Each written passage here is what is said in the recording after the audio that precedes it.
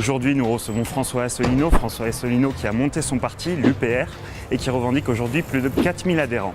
C'est un diplômé d'HEC et de l'ENA.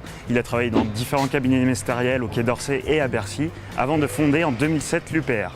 Notre mouvement politique est un mouvement qui veut aller au fond des choses, qui s'adresse aux Français avec, je pense, on s'adresse à l'intelligence des gens. On ne s'adresse pas à leur cerveau reptilien. On ne méprise pas l'intelligence des Français. Je pense qu'on a plutôt une majorité de gens de gauche maintenant chez nous. Quoique on a beaucoup de jeunes, et pour beaucoup de jeunes, droite, gauche, ça ne veut plus dire grand-chose. Enfin, on a plutôt une sensibilité un petit peu de gauche, mais on a des gens de tous les ordres. On a des gaullistes, on a des communistes, enfin des vieux communistes, si j'ose dire. On a des gens un peu partout.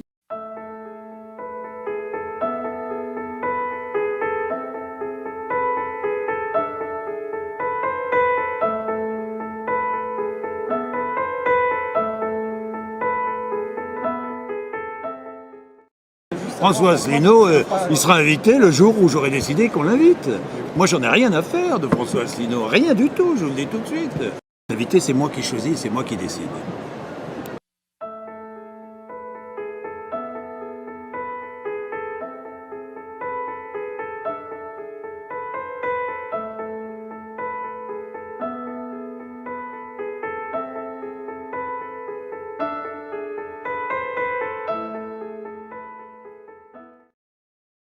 J'ai été également délégué général à l'intelligence économique au ministère des Finances, c'est-à-dire, excusez-moi, mais au centre des opérations. Donc je connais quand même bien les choses.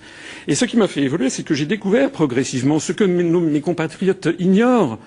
C'est que la quasi-totalité des décisions stratégiques qui sont prises en France, que ce soit en matière économique, sociale, monétaire, budgétaire, sont prises par l'Union européenne. C'est de ça qu'il s'agit, c'est de ça que je souhaite parler. Les sujets de fond ne sont pas abordés, c'est parce ça dans qu'il cette y a un campagne. sujet de fond qui n'est pas abordé, c'est que nous allons élire des gens qui n'ont pratiquement plus de pouvoir.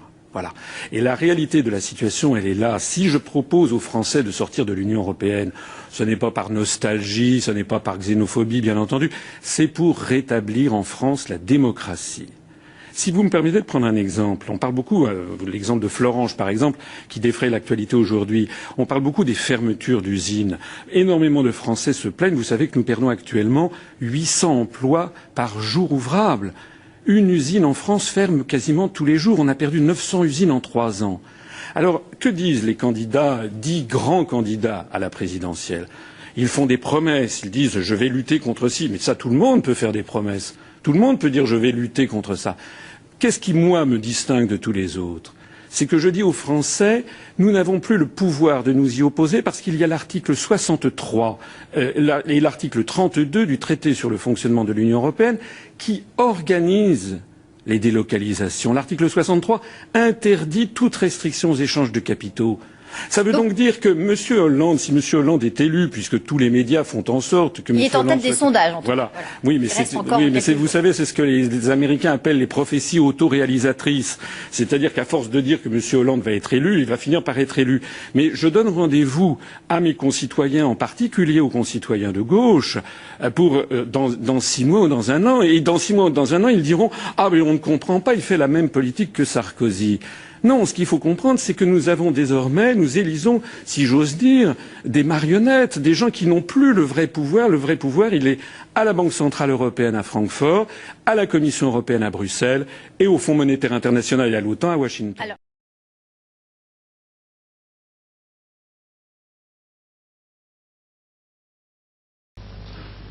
Il est vrai que dans cette Europe intégrée, comme on dit, il n'y aurait peut-être pas de politique du tout. Ça simplifierait beaucoup les choses.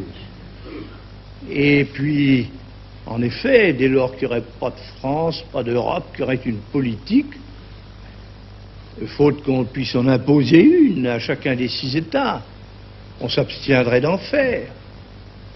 Mais alors, peut-être tout ce monde se mettrait à la suite de quelqu'un du dehors et qui, lui, en aurait une. Il y aurait peut-être un fédérateur, mais il ne serait pas européen. Et ce ne serait pas l'Europe intégrée. ce serait tout autre chose, de beaucoup plus large et de beaucoup plus étendu. Il me faut dire avec beaucoup d'autres, au nom de beaucoup d'autres, qu'il est bien temps de saisir notre peuple de la question européenne. Car voilà maintenant 35 ans que le traité de Rome a été signé et que d'acte unique en règlement, de règlement en directive, de directive en jurisprudence, la construction européenne se fait sans les peuples, qu'elle se fait en catimini, qu'elle se fait dans le secret des cabinets, dans la pénombre des commissions, dans le clair-obscur des cours de justice. Voilà 35 ans que toute une oligarchie d'experts, de juges, de fonctionnaires, de gouvernants prend au nom des peuples, sans en avoir reçu mandat, des décisions dont une formidable conspiration du silence dissimule les enjeux et minimise les conséquences. La logique du processus, de l'engrenage économique et politique mis au point à Maastricht est celle d'un fédéralisme au rabais, fondamentalement antidémocratique, faussement libéral, résolument technocratique. L'Europe qu'on nous propose n'est ni libre, ni juste, ni efficace. Elle enterre la conception de la souveraineté nationale et les grands principes issus de la Révolution.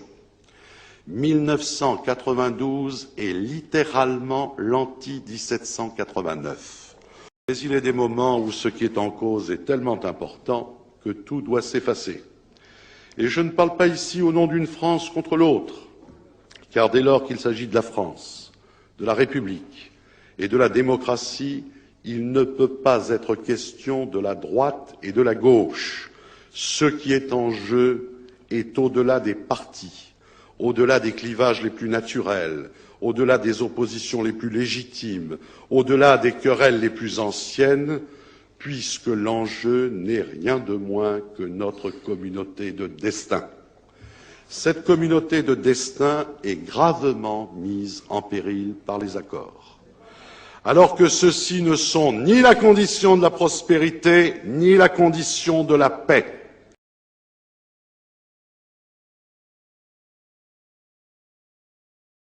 Des résultats de ce référendum, les Français rejettent la Constitution européenne. Le non l'emporte largement, 55% contre 45% pour le oui. Un écart donc très important, le chiffre peut être affiné, mais le résultat est bien là. La victoire du non est incontestable et on aperçoit sur ces images la joie des partisans du non du côté du quartier général d'Henri Emmanuelli, point de ralliement des partisans du non socialiste. Et puis du côté aussi du mouvement pour la France, Pierre Giacometti, on le disait, c'est un écart important, c'est une victoire pour le non incontestable.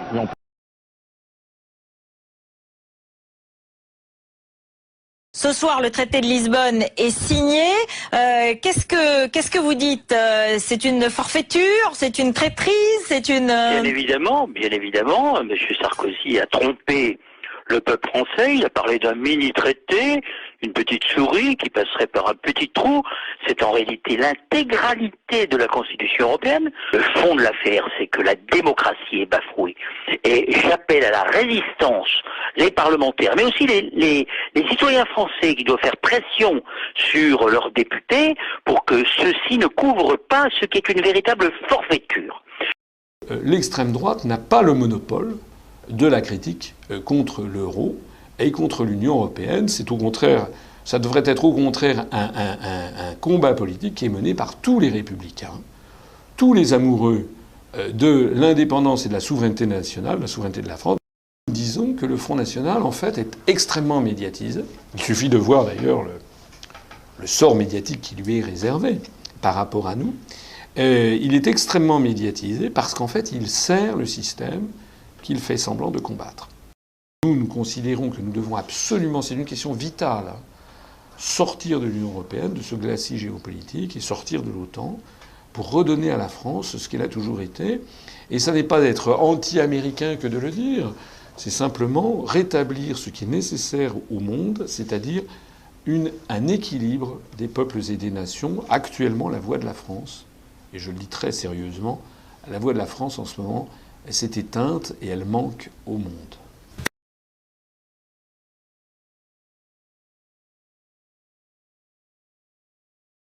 Voici arrivé au terme de cette très longue conférence. Je vous remercie pour votre extrême attention. Je vous rappelle les 10 raisons urgentes de sortir de l'Europe.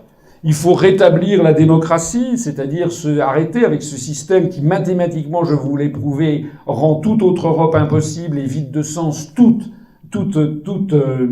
élection nationale. Il faut résoudre la question de la dette publique, c'est-à-dire notamment pouvoir se soustraire à l'article 123 du TFUE. Il faut sauver l'agriculture et les agriculteurs. Il faut donc se soustraire aux articles 32 et 39 du TFUE. Il faut sauver l'industrie et nos emplois. Il faut donc sortir de l'euro pour récupérer la maîtrise de notre politique monétaire, notamment pour le change externe, ce qui oblige à dénoncer notamment l'article 282 du TFUE. Il faut dénoncer juridiquement les articles qui organisent, qui donnent le feu vert aux délocalisations industrielles et au répatriement de produits fabriqués à très bas coût de salaire, c'est-à-dire qu'il faut dénoncer les articles 32 et 63 du TFUE. Il faut maîtriser l'immigration, à la fois pour ne pas déstabiliser la société française, mais pas déstabiliser non plus, ne pas voler la force vitale des pays du Sud. Il faut donc revenir sur les articles 67, 77, 79 du TFUE. Il faut préserver la santé de l'environnement. Ça implique de revenir sur les articles 168 et 169 du TFUE. Nous devons conserver nos services publics et notre patrimoine national. Nous devons donc remettre en cause l'article 106 du TFUE. Nous devons défendre nos retraites et notre politique économique et sociale. Nous devons donc notamment supprimer l'article 5 et l'article 121 qui fixe les grandes orientations de politique économique, ces articles du TFUE. Nous devons protéger la paix du monde, en notamment nous soustrayant de l'OTAN, qui est devenue une opération d'une milice internationale pour semer en fait le malheur à travers le monde. Ça nous impose de sortir de l'OTAN, donc de dénoncer l'article 42 du TUE. Et nous devons préserver la vision française et francophone du monde. Nous devons refuser un monde fondé sur le communautarisme racial et la ségrégation. Nous devons fusionner. Nous devons au contraire promouvoir un monde avec des nations ouvertes, chacune conservant ses identités, mais chacune étant ouverte sur le reste du monde et refusant notamment une vision racialiste et communautariste pour faire privilégier une vision typiquement française. C'est le génie de la France depuis le baptême de Clovis de 496 et l'interdiction faite par le clergé à l'époque des mariages claniques. C'est ce qui fait notre spécificité. C'est-à-dire que la France vise à l'universel. Nous devons redonner à la francophonie tout son sens pour en faire un pôle d'équilibre et de civilisation dans le monde face au rouleau compresseur communautariste et ultralibéral anglo-saxon. Alors que faire ? Que faire puisqu'une autre Europe est mathématiquement impossible ? Je vous l'ai montré au début de cette conférence, 1,2 secondes sur 1 trillion d'années. Alors que faire ? Eh bien, il y a une solution, c'est le traité de l'Union européenne, l'article 50. Tout État membre peut décider, conformément à ses règles constitutionnelles, de se retirer de l'Union. L'État membre doit négocier une procédure de sortie avec les autres. Donc c'est une obligation de négociation. C'est de bon sens. Bien sûr, il est même prévu d'ailleurs que si au bout de 2 ans on n'est pas parvenu à un accord, eh bien à ce moment-là on sort de plein droit. Mais rassurez-vous, lorsque la France aura décidé, lorsque les Français auront décidé de sortir de l'Union européenne, ça se passera très bien. Il n'y a aucune raison que ça se passe mal, puisqu'on mettra en œuvre un article sur lequel tous les autres États sont tombés d'accord, puisqu'ils ont ratifié le même traité. J'ajouterais même que lorsque les Français diront qu'ils sortent de l'Union européenne, il y aura beaucoup d'États qui diront « mais ils ont bien raison ». Et non seulement on ne nous mettra pas des bâtons dans les roues, mais très probablement, eh bien, en réalité, on nous félicitera d'avoir été les précurseurs. Autre chose, en fait, le programme que j'ai présenté le 3 décembre dernier s'inspire étroitement de celui du Conseil national de la résistance de 1944, mais évidemment mis au goût du jour. Notre programme de libération nationale, c'est la sortie urgente de l'euro, la réattribution à la Banque de France de son rôle normal de financement de l'État, la défense par la France elle-même de ses intérêts à l'OMC, le rétablissement effectif du contrôle des flux de capitaux, de marchandises, de services et de personnes, la renationalisation de notre politique étrangère accompagnée d'une sortie de l'OTAN et du retrait de nos troupes engagées dans des guerres illégales, la restauration des services publics à la française, garant de cohésion nationale, la sortie de l'Union européenne au plus vite, car toutes les mesures précédentes sont contraires au traité, et c'est parfaitement possible avec l'article 50 du TUE. Toutes les fois que quelque chose comme la Commission européenne ou la Banque centrale européenne vous dit la flexibilité c'est bien, il en faut davantage, la compétitivité c'est bien, il en faut davantage, ce sont des mots qui sonnent bien, mais ce que ça veut dire en vrai, c'est il faut précariser 90% de la population française et il faut diminuer le niveau de vie de 90% de la population française. Alors évidemment, si vous le dites comme ça, veuillez, s'il vous plaît, précariser et diminuer le niveau de vie de 90% de votre population, ça peut mal passer pour une basse raison électoraliste. À la place, vous employez des mots de code. Flexibilité, compétitivité, c'était les exemples qui m'étaient venus à l'esprit. Mais ces mots de code proviennent d'un atelier de fabrication d'idées qui est l'université américaine. Pas l'université de Navarre ou du Mexique. C'est quelque chose de typiquement américain. Donc là, vous avez une forme sournoise d'influence américaine de nature intellectuelle et mentale plus que politique. L'euro n'est pas une monnaie unique, contrairement à ce que l'on dit. L'euro est une monnaie, c'est pas tout à fait non plus une monnaie commune. Pour être très précis dans la définition, c'est une collection de monnaies nationales homonymes. C'est-à-dire que la France a toujours sa monnaie nationale. Quand vous avez 100 000 euros, 10 000 euros, 1 000 euros, 50 euros sur votre compte en banque, ce sont des créances sur la Banque de France. Les Allemands, eux, quand ils ont 50 000 euros ou 5 000 euros sur leur compte en banque, ce sont des créances sur la Bundesbank. Et les Grecs, ce sont des créances sur la Banque de Grèce. De plus en plus, les entreprises des pays du Sud ou des grandes fortunes des pays du Sud, prenant peur sur la solidité des banques centrales nationales des pays du Sud, eh bien, ils font quoi ? Eh bien, ils transfèrent leurs avoirs, comme ils en ont parfaitement le droit dans le cadre du libre marché européen et de la libre installation, ils ouvrent des comptes bancaires en Allemagne. Donc, vous transférez 100 000 euros de la banque du Pirée à Athènes, vous les transférez à la banque de la Dresdner Bank de Berlin. Sauf qu'en passage, les 100 000 euros que vous aviez de créances sur la Banque de Grèce, la Banque centrale de Grèce, deviennent 100 000 euros de créances sur la Bundesbank.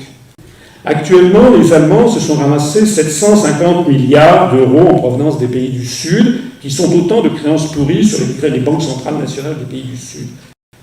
Donc tout le monde est perdant dans ce système, et les Allemands les Allemands, ce qu'ils craignent, c'est que tout l'échafaudage leur retombe dessus. D'ailleurs, il y a l'un des grands patrons allemands qui a dit ça risque de nous coûter de cette petite blague 1 000 milliards d'euros. 80% des Allemands veulent sortir de l'euro, aujourd'hui, à peu près, d'après les sondages. Donc, les Allemands veulent sortir, les Américains tapent du poing sur la table pour qu'il n'en soit pas ainsi, pour les raisons que j'évoquais tout à l'heure. Résultat des courses, les Allemands qui payent commande. Donc, les Allemands imposent au reste des pays d'Europe leur mode de vie, ce qui fait que, parce que l'euro, c'est une espèce, c'est perçu par les pays que citaient nos contradicteurs comme une espèce de Deutsche Mark bis. Donc, les Allemands sont contraints par les événements d'imposer le mode de vie, le mode sociétal, si j'ose dire, aux pays du Sud qui d'abord n'en veulent pas, et d'autre part ne le peuvent pas. Une monnaie, c'est un peuple et une nation. Et s'il y a des dépréciations entre les monnaies, ça n'est pas pour rien. C'est parce qu'il faut tenir compte des évolutions différentes, des taux de chômage, des taux des taux de lutte sociale, des taux d'inflation induits, de la différence d'évolution des compétitivités, du plus grand ou du moins grand effort de compétitivité, du plus grand ou moins grande capacité à obéir et à avoir une discipline au travail, etc. Tout ceci fait que nous n'avons pas de peuple européen et qu'à chaque peuple doit correspondre sa monnaie.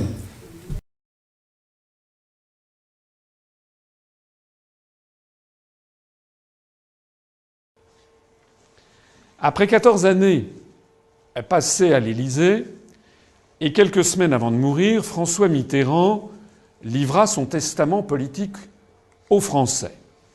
La France ne le sait pas, mais nous sommes en guerre avec l'Amérique. Oui, une guerre permanente, une guerre vitale, une guerre économique, une guerre sans mort apparemment. Oui, ils sont très durs, les Américains. Ils sont voraces, ils veulent un pouvoir sans partage sur le monde. C'est une guerre inconnue, une guerre permanente, sans mort apparemment, et pourtant une guerre à mort. Ce n'est pas moi qui le dis.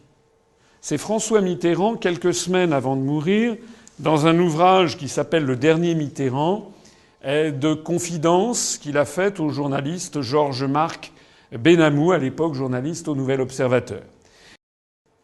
On voit d'ailleurs au passage que ce sont les États-Unis qui exigent l'entrée de la Turquie, et nous expliquerons tout à l'heure pourquoi les États-Unis veulent faire entrer la Turquie dans l'Union européenne, parce que les Français ne comprennent pas. Ils ne comprennent absolument pas pourquoi la Turquie devrait entrer.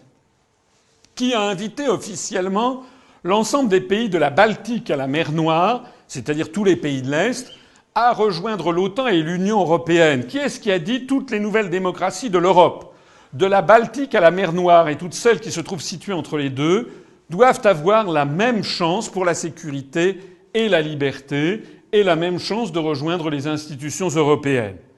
Toutes les nations devraient comprendre qu'il n'y a aucun conflit entre l'appartenance à l'OTAN et l'appartenance à l'Union européenne. Normalement, si l'Union européenne avait un peu de sens, c'est une déclaration qui aurait peut-être pu être faite par le président de la République française, chancelier d'Allemagne ou je ne sais pas quoi.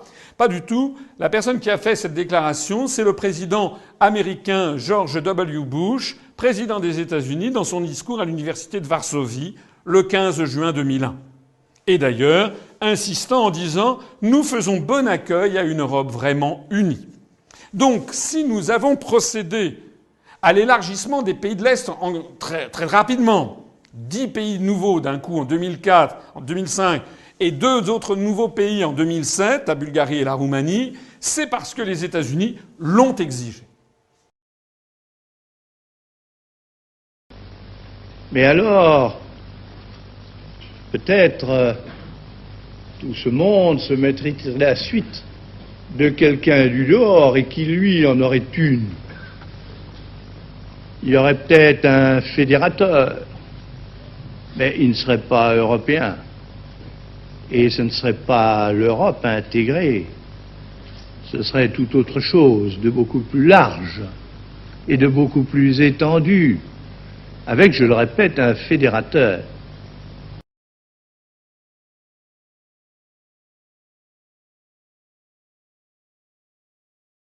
Qu'est-ce qui va se passer avec ce grand marché transatlantique? Vous savez ce que c'est? Au bout du compte, ça revient, pour schématiser, à donner à ce que les États abdiquent devant des tribunaux leur souveraineté face à des grandes entreprises, des grands conglomérats financiers et industriels, qui pourront attaquer les États parce qu'ils auront mené des politiques qui ne seront pas conformes à leur légitime attente de ce qu'attendent les... Mais enfin, où allons-nous? Où allons-nous? Ça veut dire que les États sont en train de plier devant le poids d'une oligarchie financière ou industrielle qui veut faire la loi. Mais ça va pas. Ça va pas. On revient à un véritable Moyen-Âge. Les États, je rappelle que les États, ce sont les émanations des peuples. Il n'y a rien qui doit être au-dessus des États puisque ce sont les peuples. Un sondage IFOP qui a été fait à la fin de l'année dernière, qui disait que ça ne vaut que ce que ça vaut, ça n'est qu'un sondage, que si on réinterrogeait les Français sur Maastricht, il y en aurait 64% des Français qui voteraient non. D'ailleurs, au passage, qu'est-ce que c'est que faire la politique? Qu'est-ce que c'est qu'un homme politique responsable? C'est quelqu'un qui vérifie à tout instant si le peuple est d'accord. Parce que quand on est face à ça, si nous étions dirigés par des gens honnêtes, ils devraient se dire il y a un petit problème. D'ailleurs, ils le savent qu'il y a un petit problème, même un gros problème. Le seul et unique discours qui nous est infligé, c'est il faut continuer et accélérer. Ça n'est jamais de la faute de l'Europe, c'est parce qu'il n'y en a pas assez. Il faut plus d'Europe. C'est exactement d'ailleurs ce que disaient les soviétiques. Plus les déconvenus s'accumulaient, les catastrophes lors de la construction du socialisme, et plus on expliquait que ce n'était pas de la faute du socialisme, c'était parce qu'il était mal appliqué, et qu'il fallait donc accélérer. Donc on est dans un phénomène de fuite en avant, qui témoigne du caractère profondément fascisant de ces gens. Parce que n'importe qui d'honnête intellectuellement et politiquement devrait se dire face à ça, j'ai un problème, il faut que je vérifie quand même auprès des Français s'ils sont d'accord. Si nous voulons que les Français retournent voter parce que leur vote aura de nouveau du sens, c'est-à-dire on leur aura rendu la démocratie, c'est-à-dire que lorsqu'ils voteront à droite, ils auront une politique de droite, et lorsqu'ils voteront à gauche, ils auront une politique de gauche. Alors il faut que les Français comprennent que la construction européenne rend leurs élections sans aucun effet. Voter à droite ou voter à gauche ne change plus rien. Entre l'Europe et la démocratie, il faut choisir.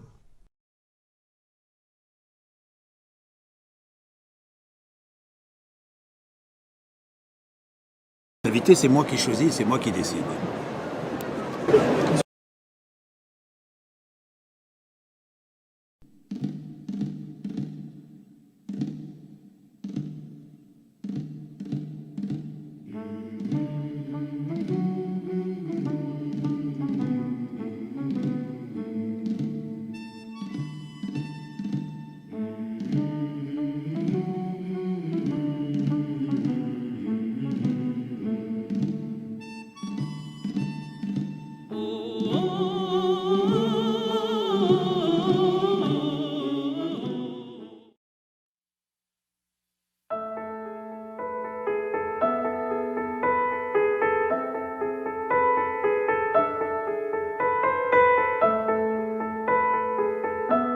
Une formidable conspiration du silence dissimule les enjeux et minimise les conséquences.